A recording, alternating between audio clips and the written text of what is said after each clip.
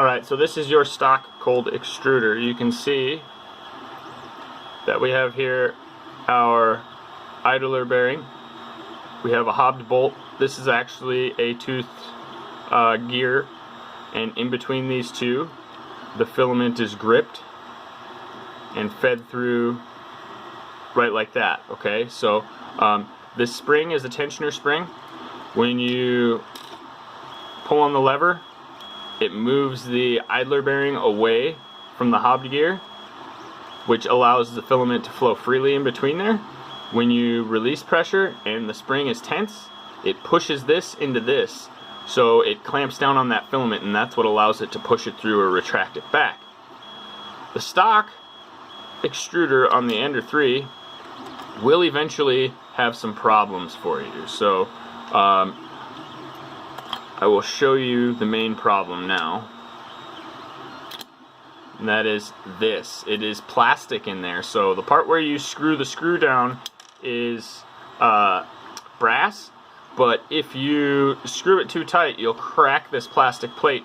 Now mine looks really dirty because I didn't have an extra extruder on hand when I broke this, and I was kind of upset. So what I did was I super glued it, let it dry, put it back together, screwed it back on, and it held long enough for me to print another one. So this is a backup that I have never actually used because the super glue actually held so long that it stayed until my new extruder arrived. So I didn't actually have to put this one on. I do recommend printing a backup arm while your arm is still good, simply because it'll be easier to replace while you wait for a replacement than trying to super glue it like I did. I think I just got lucky because there's quite a bit of tension on there, and it's easy to break. Also, over-tightening the bolt that goes through the idler bearing is what causes this to break. Now, that idler bearing is supposed to move freely, so you don't want it too tight.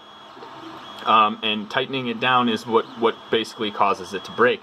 The other thing I wanted to show you is if you look in here, my filament guide in the arm, there's some wear, there's some extra filament laying there, and you can actually even see on the top of this guide that the filament has begun to wear through there. So yes, you are going to need a better extruder eventually. You might want to upgrade to the aluminum like a lot of people do. The only problem with that is instead of that plastic rubbing off of here, it'll start rubbing off of your filament, and you do get a little bit of dusting. So as you see here, this is the CH Power. This is the replacement extruder that I put on.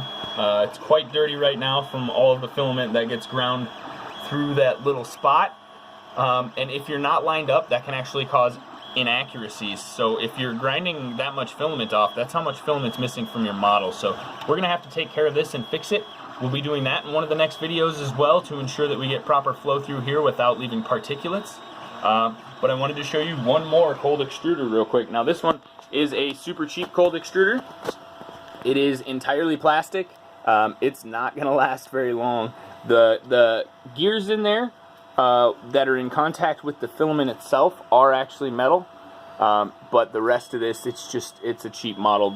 You can see the idler bearing back there on the lever right there, and then the hobbed wheel, which is run by this tiny little motor, which as you can see is half the size of our regular NEMA 17. So I haven't gotten the chance to turn this on and try it yet. I don't know how well it functions. It's on this other printer that I'm building, and I have a lot of, as you can see, wiring work to do before we get any further on that. So now that you've seen 3 different extruders, you kind of know what we're looking at. So again, the main difference here is, to be technical, the extruder is all one piece. So the hot end and the cold end extruder are technically both parts of what is referred to as the extruder.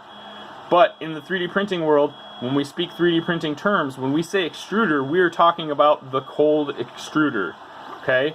The other part is called the hot end. It's referred to as the hot end. Now the hot end does actually create the extrusion. It heats the plastic and extrudes it and deposits it. So it is technically a part of the extruder assembly. The reason it's important to differentiate between the two is because if you're having some trouble and your cold extruder isn't working properly and you just tell people it's your extruder, or you mistake it with the hot end, they're not going to be able to give you the right fix or diagnosis to correct your problem. So there you have it. That's the extruder, the cold extruder to be specific, and pretty soon we're going to get into how to change this guy out, as well as a few other mods that we're going to be doing. Coming up next is going to be Luke's hot end fix.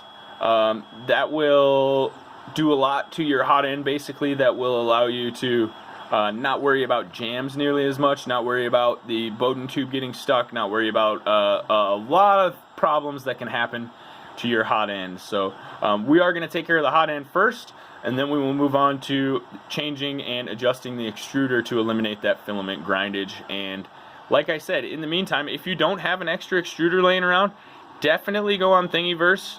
You can grab this lever. I don't have the model number on hand. I printed this quite a while ago, guys.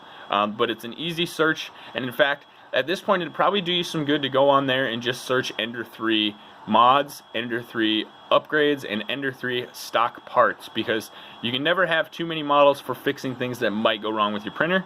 But I can almost guarantee at some point, if you don't change the extruder, that lever is going to go. So if you want to stay printing until your new extruder comes, having one of these laying around will be extremely handy.